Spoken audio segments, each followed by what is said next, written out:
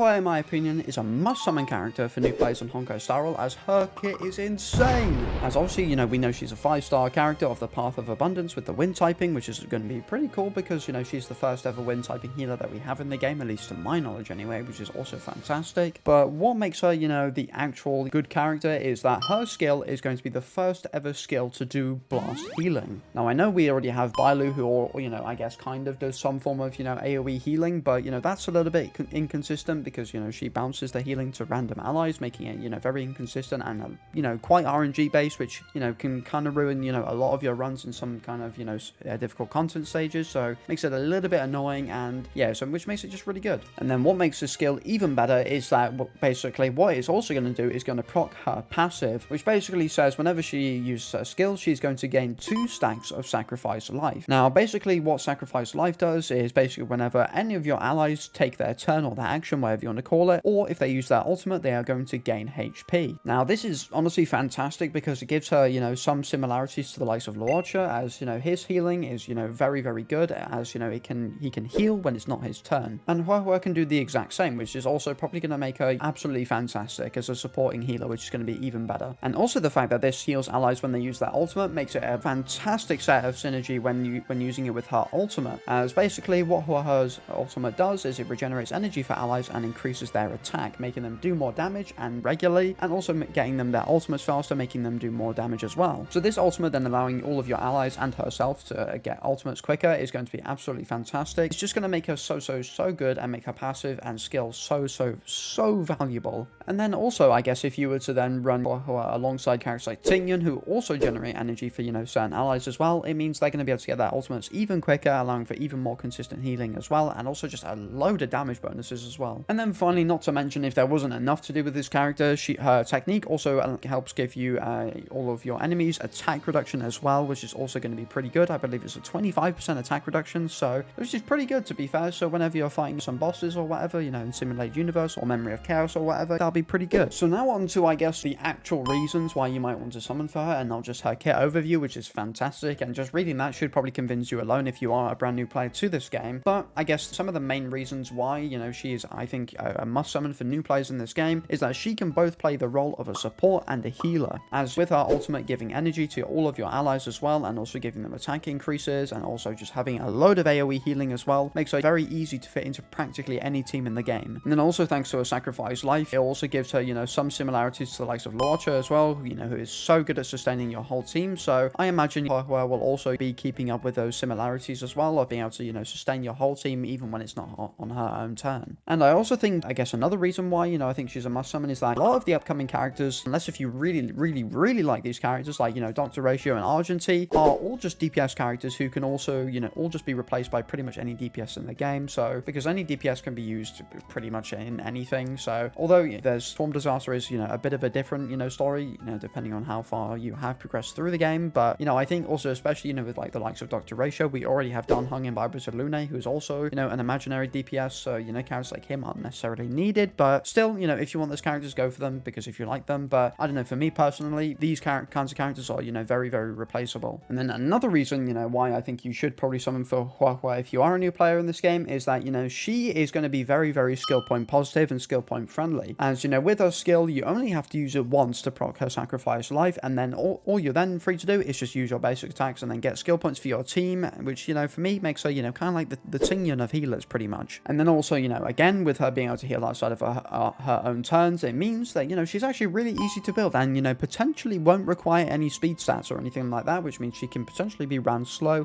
as, again, with her sacrifice life healing outside of her turn. And it also means you can maybe focus on stuff like HP percent stats and other, different, like, defensive stats like effect resistance, etc. But that is, not to say that, speed won't be bad, will be bad on her, because, other healers do like speed stats, so she might be really good with speed, but I guess, we'll have to wait and see. And then the biggest reason why I think she is a must summon is that, again, because for me, I'm kind of like a new player. I've been playing ever since Blade came out, who, was, quite a while ago, but, I'm only just getting to that point, where I'm starting to actually, be able to, challenge the actual hardest content in the game. And, for me, that makes her a must summon because, a lot of, sustained characters that I haven't been able to pull for, like Fu Xuan and Luocha. Obviously, Fu Xuan, I maybe could have pulled for, but I just chose not to because I didn't really want her. But yeah, those characters aren't going to be coming back for a while, which means your only options are then Lynx, Natasha, and Bailu. So, and Bailu being a 5-star, meaning, you know, you're going to have to get pretty lucky to get her, which means she's out of the equation, which then means Natasha and Lynx. Now, Lynx is a 4-star character, which you can pull for on Argentine's banner, but obviously, you know, the 4-star characters do have their limitations, but, you know, they're pretty much fine anyways. But if you want someone that can, you know, do, you know, can guarantee you an actual, like, really good job, then I think, you know, she's going to be fantastic. Not to say that, you know, all the, you know, characters like Lynx and Natasha can't do that, but I think Huo Huo is just going to be doing such a better job than those characters, you know, in you know, the scenarios where they actually thrive. So I guess, you know, if I would, you know, I've given all these reasons why you probably should summon for her. I guess it's only fair that I probably should give some reasons as to why you maybe not want to, you know, summon for her, if, you know, just because if you want to see both sides of the spectrum. So if you already have healers like Lynx, Lorcha, and Fushuen, then I guess, you know, it's not actually needed because, you know, these characters, again, are more than good enough to, you know, fully sustain all of your teams in, you know, stuff like Memory of Chaos and Swarm Disaster. And I even think in stuff like Memory of Chaos, I think a lot of people don't even use healers in their teams, as, you know, they can just kill them, all of the enemies, like really quickly with all their hyper carry teams of, you know, using characters like Tingyan, Asta, you know, Bronya, etc. So honestly, healers, you know, in Memory of Chaos aren't even needed. So as long as you can actually, you know, clear them in, you know, a short amount of cycles, like really quickly. Then obviously, you know, another reason, probably one of the most important ones, is that if you don't actually have enough Jades to even get a 5-star guaranteed on that banner, is, you know, not going to be worth it, as the 4-stars on this character are awful, like really awful. Probably one of the worst that I've ever seen, as it has Arlen, Danhong, and Serval, who are just characters that, you know, obviously can work in their own scenarios, but they're just so much worse in comparison to any other, you know, damage characters in the game, which makes them not very valuable. Which is why, you know, it's important if you do summon on this banner, you make sure you have enough to either get her guaranteed, even if you do lose the 50-50, you know, so you're going to need around like 32,000 Jades for that, which is pretty difficult to get, or, you know, just so you can actually guarantee yourself a 5-star, and just in case if you do lose the 50-50, you can, you know, at least get a 5-star character, and then you can also, you know, then pull on another banner, get a 5-star character guaranteed. And then obviously, you know, you might not like the character, and you might actually like the look of another character more, like, you know, for example, I think Ruan Mei is going to be a very popular character in 1.6, or, you know, Argentine might be very popular in 1.5 as well, as, you know, his 4-stars are really good, you know, because he's got Lynx, he's got Asta, he's got Hanya as well, which is just really good, you know, really high value on his banner, which, you know, could make you, you know, could put you off from summoning on this banner. And then finally, obviously, as always, from now on, looks like we're going to be getting even more reruns, and in this, I guess, patch, we're going to be getting a Silver Wolf rerun. Now, Silver Wolf is honestly such a universal and fantastic character that can be put in a load of different teams, and, you know, especially, you know, dual type, you know, and